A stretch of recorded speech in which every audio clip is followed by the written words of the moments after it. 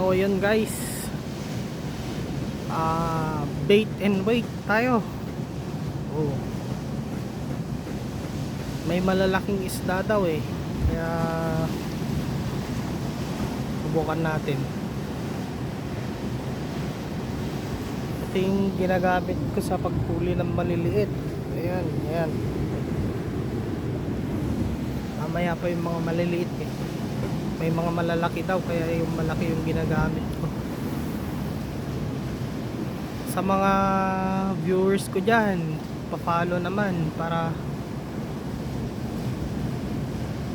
masuportahan tong mga video natin at makakuha tayo ng video na mas maganda guys. So bale, wala pa akong kasamang namimingwit.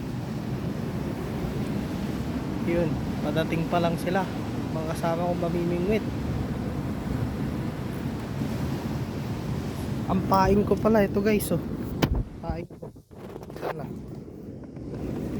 ito, yan.